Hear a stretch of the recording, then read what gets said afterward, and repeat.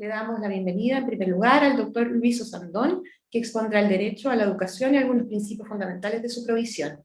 Muchas gracias, muy buenos días. Hola, buen día. ¿Me permites compartir pantalla?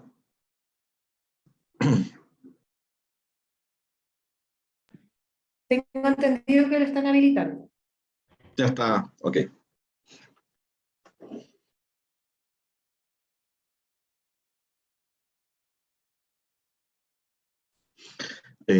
Bueno, buenos días primero que todo. Agradecido de la invitación.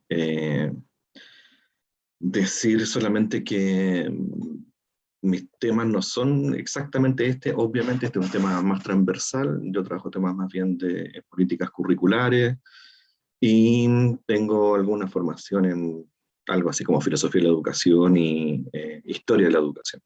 Entonces voy a hacer un poquito esas herramientas para plantearles algunas reflexiones bueno, que ya han visto por la prensa, imagino que están candentes, ¿no? O sea, hay mucho debate por estos días, justamente de estos temas que trata el seminario, así que no sé si alcanzamos a cubrir todas esas aristas, pero al menos yo estoy disponible para hacer un ingreso al tema, digamos, con unas ciertas ideas que podrían ser interesantes para quienes están escuchando y eventualmente va a poder debatir.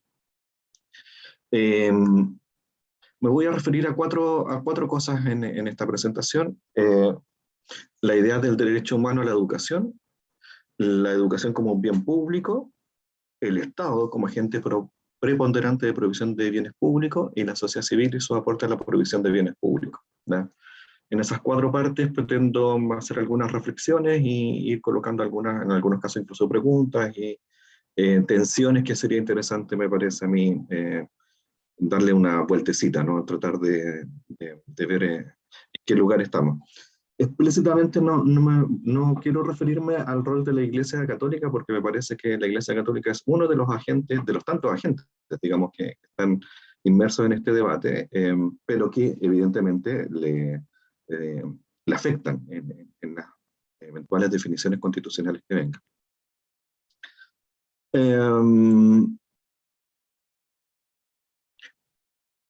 Lo primero quizás decir que, claro, uno podría decir que educarse es un proceso de habilitación de las capacidades para la vida personal y comunitaria, ¿da? Así, muy en grueso. Ahora la pregunta es, ¿cuántas formas existen de representarse a una persona educada? ¿Sí? Y una segunda pregunta necesaria, ¿quién es y cómo se determina aquello, ¿no? De cuándo estamos frente a una persona educada. Eh, yo creo que estos últimos tiempos nos ha hecho evidente que hay múltiples formas de entender aquello, ¿ya? Que las definiciones generales que genera, por ejemplo, la Ley General de Educación, por distintos acuerdos, la LOS en su minuto, cualquier ley orgánica o del estilo de un país, tiende a generar una definición amplia sobre estos aspectos, ¿ya? Sin embargo, hay como muchos indicios hoy día de que, claro, eso igual está hecho desde ciertos parámetros culturales normalmente occidentales, y uno podría estar en condiciones de afirmar que en muchos casos con una fuerte influencia del mercado de trabajo, para decirlo, o del mundo productivo, ¿ya? Una persona educada es aquella que está habilitada para trabajar, uno podría reducir el concepto en muchos momentos, ¿ya? Sin embargo, no excluye otros aspectos, pero esos aspectos, bueno, ¿cómo se definen? ¿Quién los define? Es todo un desafío y probablemente exista más de una forma de representarse a una persona educada, ¿ya? Bueno, la consecución del logro de esa persona educada es una tarea que le compete a distintos agentes. Tradicionalmente identificamos a aquellos con el sistema escolar y con la escuela. Sin embargo, culturalmente, nuevamente, uno podría decir que eso es relativo. Podría no ser una escuela, ¿ya? En Chile ya, claro, evidentemente tenemos la escuela como la figura central, pero están las escuelas de reingreso, las escuelas hospitalarias, que son imitaciones del formato lo escolar, ¿no? Pero que tienen otras lógicas, están las escuelas comunitarias, en fin, distintas matrices de organización del proceso educativo que también apuntan a lo mismo, ¿da? El asunto es cómo es que esas modalidades, diversas modalidades de generar procesos formativos en las personas, finalmente cumplen con un derecho a educarse, ¿da? ¿Y cuándo estaríamos en presencia de aquello? ¿Da? ¿Cuándo estamos respetando ese derecho a educarse? El respeto del derecho a educarse es el mismo para un adolescente de periferia urbana de grandes ciudades que para una comunidad aymara o mapuche o rapanui, no lo sé, o de una comunidad religiosa en particular. ¿Cuándo estamos respetando ese derecho a educarse para esas comunidades, para esas identidades? ¿Da? ¿Y cuáles son sus formas específicas de lograrlo? Ahora, si nos vamos al mundo, digamos, de la idea de la educación como un bien público, la verdad es que eso es también algo que obedece más bien a una construcción en el tiempo, una larga construcción de, a esta altura, unos 300 años, de evolución de lo que se conoce en la literatura, digamos, como escolarización, ¿da? O sea, no, en la historia de la humanidad, en la historia de la especie humana, no es natural ir a la escuela, si uno lo pone así, ¿sí? No es natural ir a un recinto, encerrarse y recibir un conjunto de codificaciones culturales, digamos, en cuentagotas, digamos, así como materia que te estoy enseñando. Y más aún, ese proceso de escolarización ya fue un proceso forzado. ¿Ya? Los historiadores de la educación, cuando estudian los procesos del mundo europeo del siglo XVI, XVII, XVIII, ¿ya? Una de las cosas que evidencian es que costó mucho que las familias concedieran la posibilidad de que los hijos e hijas fueran tomados por un ente externo, una representación del Estado, y obligatoriamente asistieran a ese proceso de formación, ¿sí? Porque digamos que en la historia de las culturas en general uno entiende, digamos, de que el espacio de educación es el familiar, ¿ya? El familiar comunitario, no solamente la familia moderna, eh, eh, moderna europea que concebimos hoy día, ¿no? O sea, las formas de familia también son muy, muy disímiles entre culturas, ¿ya? Pero tradicionalmente es el espacio de formación de las personas y de habilitación para la vida adulta, punto. Con la emergencia de los estados nacionales, ¿da? Efectivamente se produce este conflicto, ¿no? Donde se construyen comunidades mayores que trascienden el territorio particular, la identidad particular, y bueno, esto tiene un conjunto de efectos que voy a describir a continuación, pero en lo central aparece el Estado, ¿ya? Y ese Estado, progresivamente, no siempre por las mismas razones, pero progresivamente se va atribuyendo el bien común, ¿ya? Y se va atribuyendo los mínimos culturales comunes. Y por lo tanto, va asumiendo que su tarea, al crear los sistemas educativos, es proveerlos, garantizarlos, ¿ya? Y desarrollarlos de un modo tal que trascienda las diferencias, ¿sí? Ahora, esto va de la mano con la idea de que se va produciendo un cierto consenso social sobre lo que es formarse y aprender, ¿verdad? Que también, si uno lo mirara como más en perspectiva, hay muchas formas, como decía, de educarse, de formarse, y muchas formas de aprender y muchas cosas que aprender, ¿verdad? Pero hemos consensuado al día de hoy y naturalizamos claramente la idea de que hay que, comillas, ir a la escuela, ¿verdad? Hoy día tenemos fenómenos un poquito disruptivos en el mundo occidental, sobre todo yo diría, y occidental más o menos desarrollado, de la homeschooling, ¿ya? ¿Ya? Que reniegan justamente del rol del Estado, ¿ya? Y enfatizan el rol de la familia y de los valores propios, que es una perspectiva evidentemente conservadora en su gran mayoría, pero también está todo el movimiento de educación popular de los movimientos sociales en América Latina, por ejemplo, ¿ya? Que han pasado por el costado de la educación estatal y han promovido formas de autoeducación popular. ¿Se dan cuenta? Entonces, cuando uno mira esto en un escenario un poquito más amplio, uno tiene que entender que esto es un proceso histórico-cultural, como estoy diciendo, ¿da? que estamos en una cierta fase de aquello y probablemente estemos transitando ya hacia la crisis de la forma de lo estatal respecto de los modos de educar y todo el tema de la educación remota que hemos vivido estos años, en fin, probablemente pongan en tensión la idea de lo común, ¿ya? Y el debate que estamos viviendo tiene que ver con una redefinición de lo común.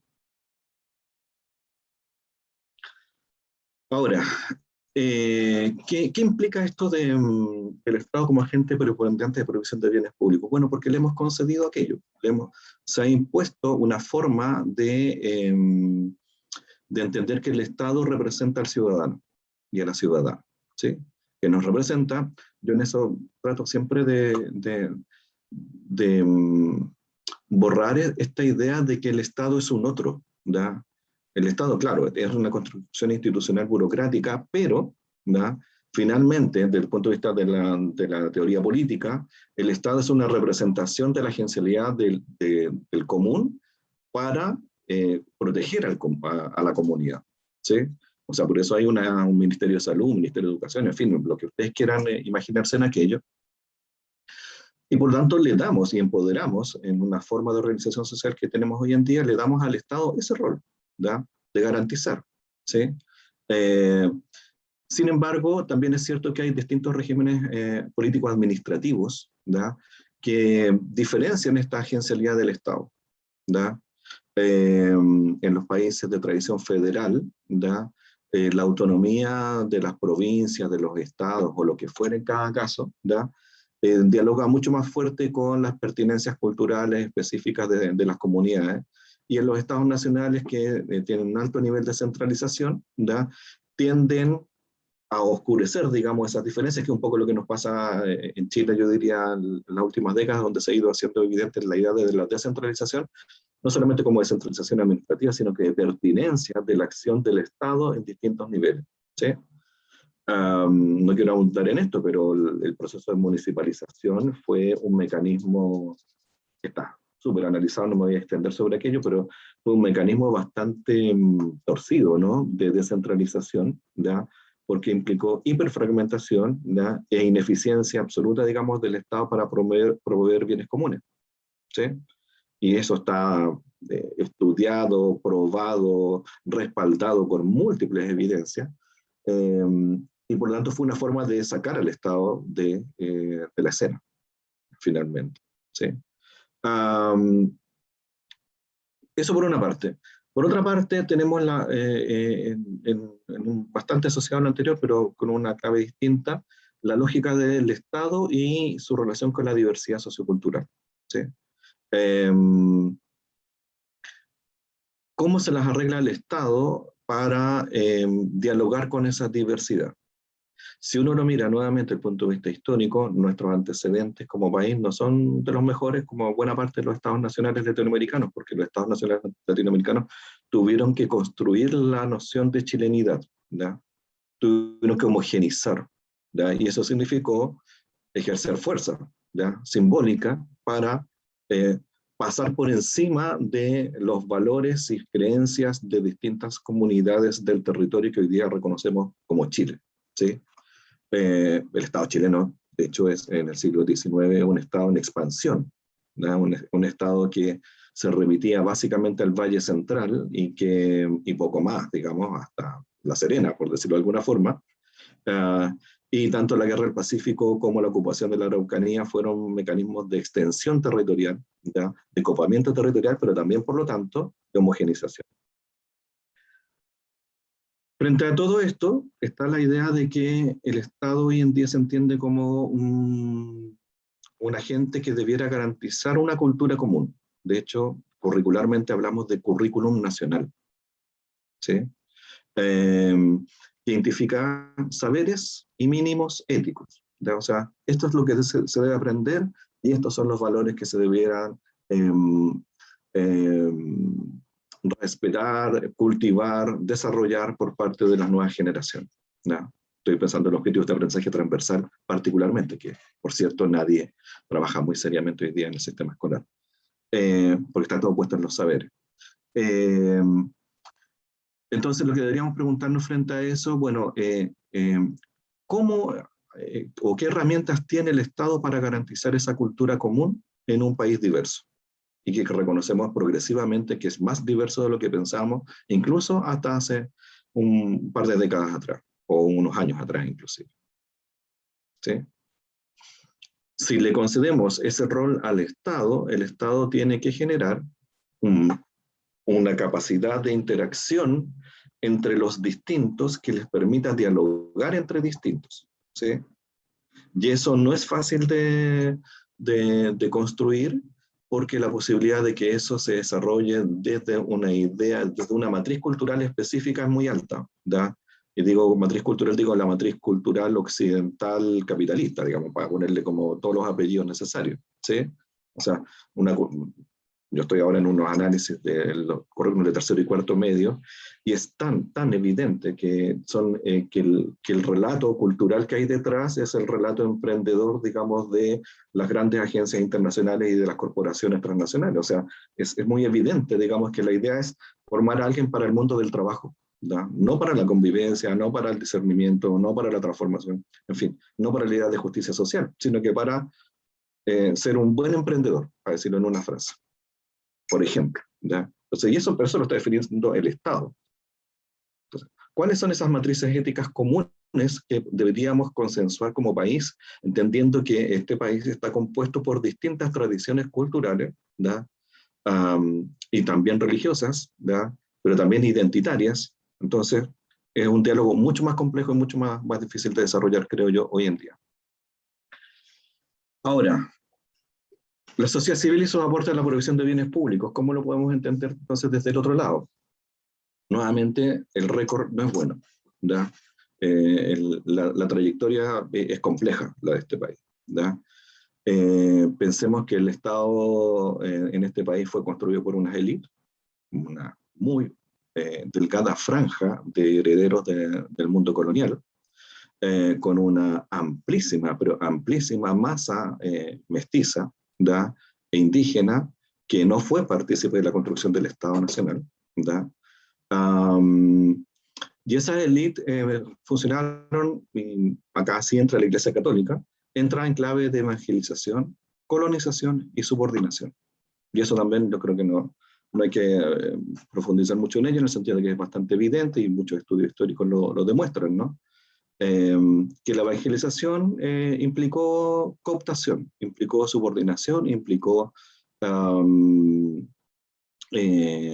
disolver cosmovisiones no propias, ¿verdad? Y con efecto evidente. Yo acá debo hacer una aclaración. Yo soy Osandón Millavil, ¿ya? Mi segundo apellido es mapuche, mi madre viene de una comunidad, venía, que murió hace unos años atrás, de una comunidad mapuche, se educó en una escuela católica, ¿verdad? Y ella fue el efecto específico, digamos, de cómo la educación católica la desarraigó de sus creencias culturales, ¿ya? De su comunidad, de su identidad, ¿ya? De su cosmovisión, ¿sí? Bueno, es así, no estoy yendo más allá que constatar una situación, ¿ya? Por lo tanto, uno tiene que entender que el Estado-Nación, uno podría decir que salió con el tercer punto de lo que está puesto acá, ¿no? De los privados en educación, ¿ya? Donde uno lo que ve es agencialidad corporativa e identitaria, ¿ya? En fines del siglo XIX está la Sociedad de Escuelas Católicas, ¿ya? Que aparece casi al mismo tiempo que la Sociedad de Instrucción Primaria, que en ese minuto era de tradición liberal, ¿ya? Y que animaron lo que se denominó educación popular, ¿ya? Nuevamente, la educación del bajo pueblo, ¿ya? Lo que no hacía el Estado, lo hacían los privados. Ahora, el relato, uno lo podría trasladar, esta agencialidad corporativa identitaria traspasa todo el siglo XX y llega hasta el día de hoy, ¿sí? Hay distintos agentes corporativos, la Sociedad Nacional de Agricultura, en fin, corporaciones empresariales de distinto tipo, iglesias, en fin, que están muy interesados, y es así, y es parte de la historia de este país nada más, de tener incidencia en la educación de la población, ¿ya? Y uno podría decir, bueno, el Estado dejó o no dejó hacer esto. Bueno, quizás efectivamente desde la dictadura para acá sí fue explícito aquello, ¿ya? Que entraran agentes privados al mercado educativo, ¿ya? Porque esa era la nomenclatura, ¿no? Y desde ahí tener un control y una lógica de subordinación, digamos, de la población en ciertos códigos culturales. Luego, sin embargo, uno puede decir que no solamente ha ocurrido aquello, también históricamente lo que uno ha visto es que ha habido movimientos sociales y organizaciones gremiales, territoriales, en fin, comunidades que siempre se han organizado para proveer el servicio educativo, como les decía, un poquito por fuera del Estado, ¿ya? A veces con una alianza cómplice con el Estado, pero que le ha discutido al Estado justamente esta capacidad de, ¿ya? Entonces uno dice, bueno, son privados, porque ahí tenemos siempre ese problema de los lenguajes, ¿no? Son privados los movimientos sociales, son particulares, son ciudadanos de a pie, son comunidades, ¿qué son? ¿Ya? Sociedad civil, decimos también, organizaciones civiles, ¿ya? Hoy día hay fundaciones, hay agrupaciones de ciudadanos que se agrupan en ciertas orgánicas, no sé, Fundación Astorica, no sé, cualquiera de ese tipo de cuestiones, que tienen un interés, digamos, por proveer servicios educativos, normalmente dirigidos al mundo popular, pero desde afuera hacia adentro, tanto que todas las tradiciones de educación popular vienen más bien desde adentro hacia afuera, es decir, desde sí mismo en esta lógica que señalaba hace un rato atrás de educación, de autoeducación popular. Bueno, todo eso está, lo que quiero decir es que todo eso está hoy día mezclado, ¿no? En un gran debate de cuál es el rol realmente de la ciudadanía y de sus respectivas agencialidades respecto de la provisión del servicio educativo, ¿sí? Y cuánto pueden contribuir al logro de esa idea de derecho a la educación, de esa idea de educabilidad, y cuánto de lo propio está en aquello y cuánto de lo común está en eso que pueden dar. Entonces, lo que uno debería pensar muy próximamente es que no es tanto si uno tiene la posibilidad o no de proveer un servicio educativo, ¿da? Sino que cuál es el rol del Estado en apoyar, sostener, controlar ese proceso. ¿Mm? Porque las cláusulas, claro, están bastante claras. Uno podría decir, bueno, hay que respetar el currículum nacional, hay que enseñar los contenidos y los objetivos de aprendizaje transversal, en fin, y someterse a pruebas externas, digamos, para verificar que eso se está cumpliendo. Uno podría decir, bueno, bastan esas reglas, ¿da? Los temas de borde, ¿no? O sea, para algunas comunidades ciertos valores que el Estado pudiera promover, ciertos modos de ver la vida, podrían ser inconsistentes con la propia creencia. No digo solamente Iglesia Católica, ojo, digo distintas, ¿ya? Frente a eso, firmo un contrato con el Estado para decir, sí, voy a trabajar este currículum escolar, esta idea de país, esta idea de ser humano, esta idea de... sabiendo que transgrede algo de lo propio, ¿verdad? O tengo que conceder unos mínimos comunes, ¿verdad? Para poder optar a entregar algo de la creencia propia, algo de la perspectiva propia de cómo piensa el mundo y el país y la comunidad.